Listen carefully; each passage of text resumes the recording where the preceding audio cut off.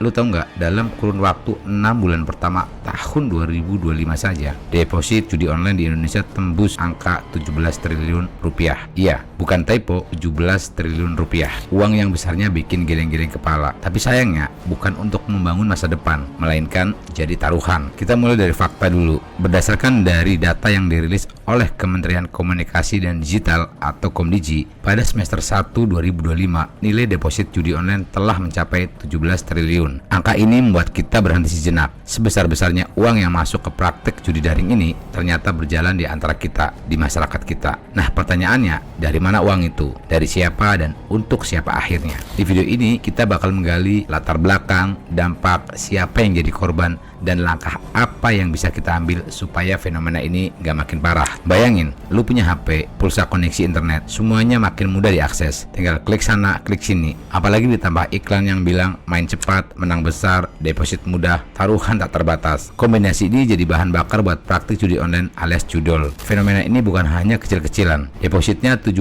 triliun hanya dalam 6 bulan. Jadi sebenarnya kita sedang menghadapi sebuah industri judi daring yang skalanya sistematik. Bukan cuma 1-2 orang, bukan cuma hiburan kecil, tapi sesuatu yang sudah besar dan merangsek ke banyak lapisan masyarakat. Misalnya ada seorang mas-mas buruh harian di pinggiran kota besar. Gaji rutinnya pas-pasan. Suatu hari dia lihat iklan judi daring. Deposit gampang, menang besar. Cobalah. Awalnya cuma main kecil kata dia. Tapi lama-lama deposit naik. Uang yang harusnya buat bayar listrik, buat makan anak, malah ke deposit. Atau ada mbak-mbak setiap hari kerja di kantoran, gaji bulanan dapat, tapi karena tekanan ekonomi makin berat, akhirnya nyoba sedikit aja untuk tambahan. Ternyata kecanduan. Duit gaji kesedot habis, utang muncul. Dampaknya, anak jadi jarang makan enak, tagihan numpuk, relasi keluarga mulai renggang, dan bantuan sosial yang harusnya jadi penyokong malah jadi jalan buat deposit judi. Cerita-cerita seperti ini gak hanya 1-2. Data menyebut bahwa pelaku judi daring berpenghasilan di bawah 5 juta per bulan. Jadi jangan kira yang kaya saja yang main. Ini sudah menambah ke banyak kalangan, termasuk ke ekonomi menengah ke bawah.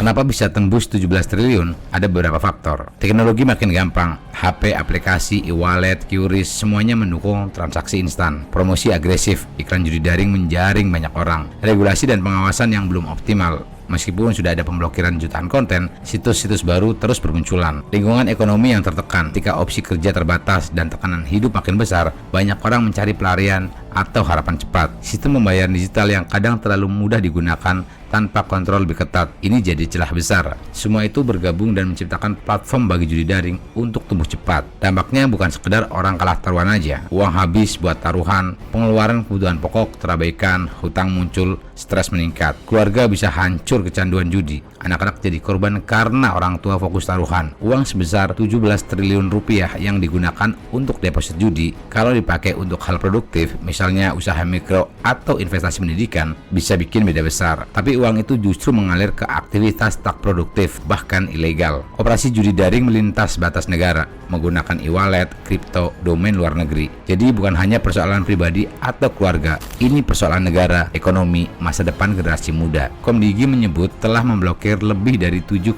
juta konten judi daring. Tapi kenapa masih banyak? Karena pemblokiran aja nggak cukup. Situs bisa pindah domain, metode baru muncul. Sistem deteksi dan integrasi data antar lembaga masih belum sempurna. Industri keuangan dan pembayaran perlu peran lebih besar menutup celah transaksi ilegal. Edukasi masyarakat masih kurang. Banyak yang belum paham risiko, jadi tantangannya besar. Tapi bukan berarti tidak bisa dihadapi. Setelah tahu semua ini, apa yang bisa kita lakukan? Pertama, buat diri kita lebih sadar. Kalau lu mau coba judi online, ingat angka 17 triliun rupiah itu. Ingat kisah nyata di sekitarmu. Bantu orang di sekitar lu, keluarga, teman, tetangga jika ada yang canduan. Dorong untuk cari bantuan, jangan sendirian. Gunakan uang dengan bijak. Kalau lu punya penghasilan, pikirkan investasi diri, pendidikan, masa depan. Jangan tergoda harapan cepat.